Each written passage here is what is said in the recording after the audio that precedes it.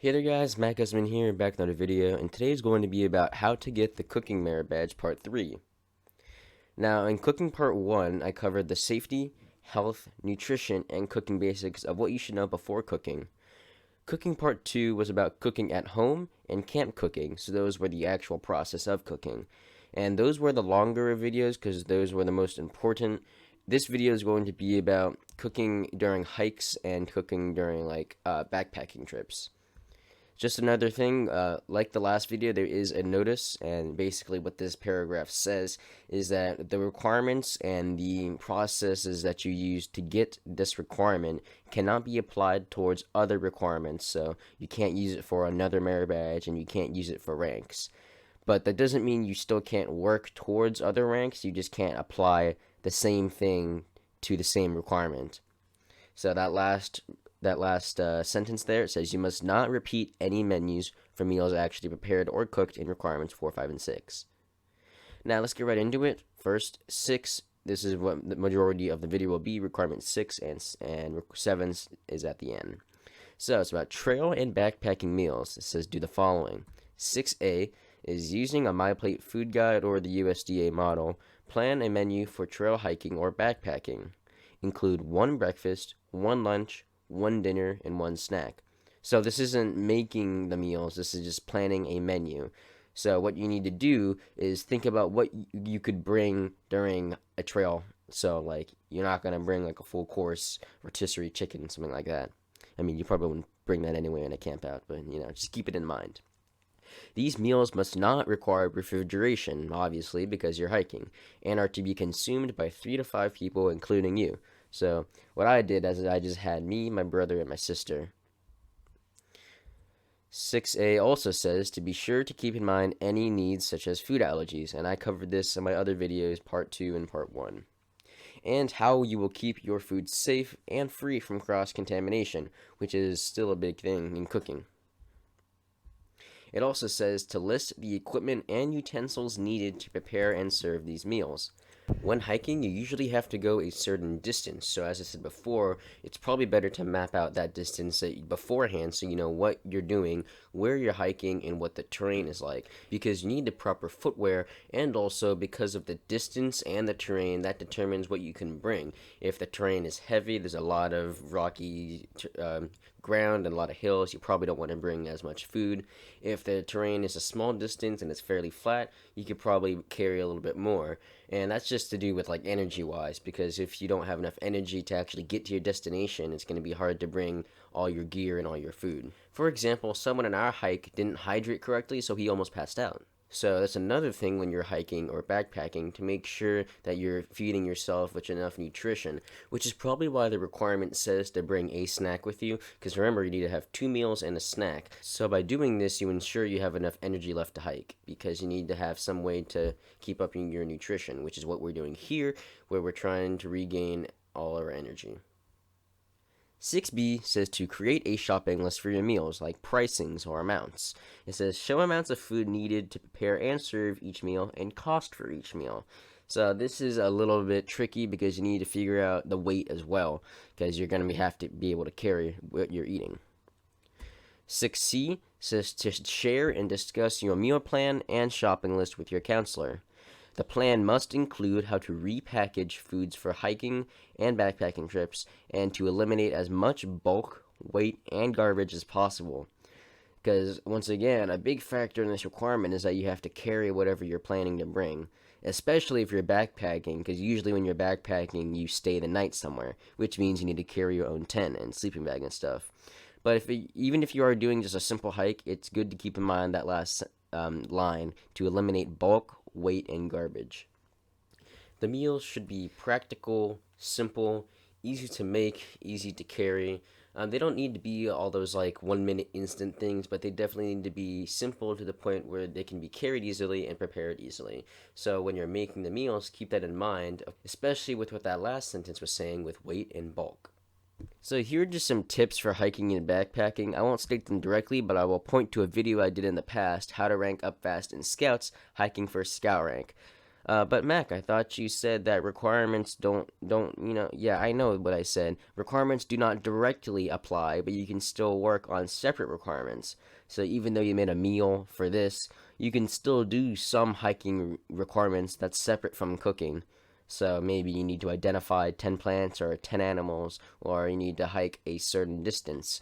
Well, this video covers what you actually need to do for the hiking requirements for 10-foot, second class, and first class. So if you want, you could work alongside those, which is what I did too. I was working alongside to see what I could get done while I was hiking and backpacking. And the good thing is that while you're doing this, you can knock out things without violating that rule at the beginning.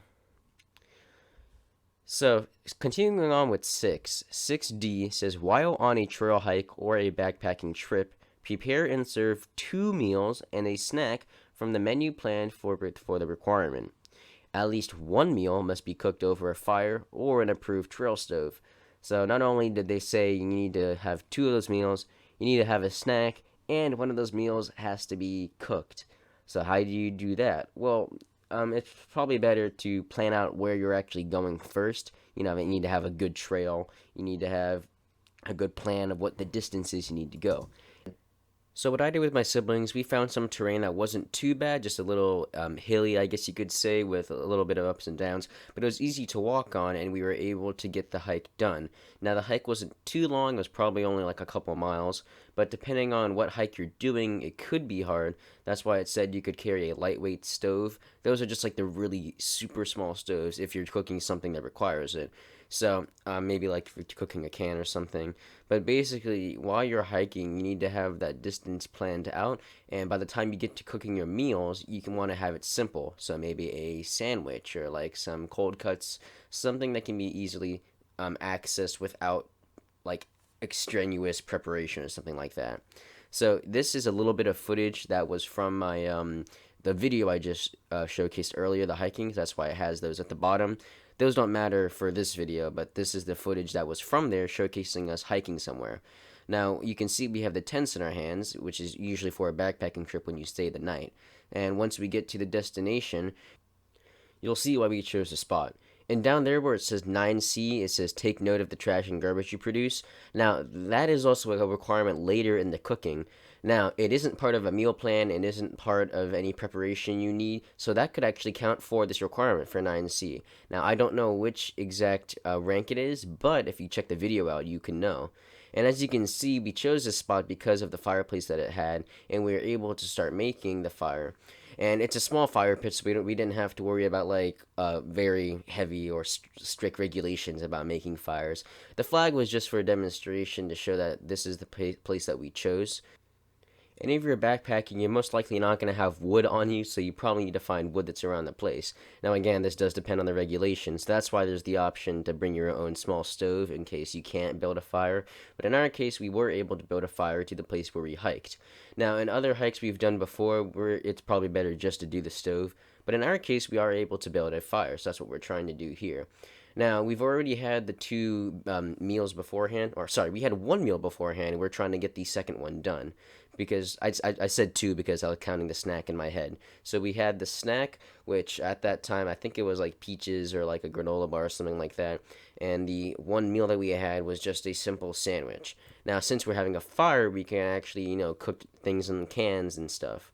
So once we got the fire started, we were able to start bringing the meals out that we were going to cook. And of course, you need to have your mess kits, which is also something you need to bring yourself. So all this falls about planning in advance so you know what you're going to bring, what you're going to cook, how you're going to do it, and of course the distance that you're actually going to hike or backpack. And once you have all the planning and preparation, then it makes it a lot easier just to be able to cook everything and get the requirements done.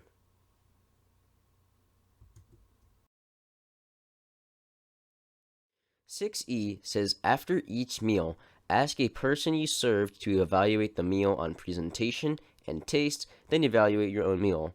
If this sounds familiar, it really is. It's basically the same as the other requirements 4 and 5. It's just you probably need to do it again.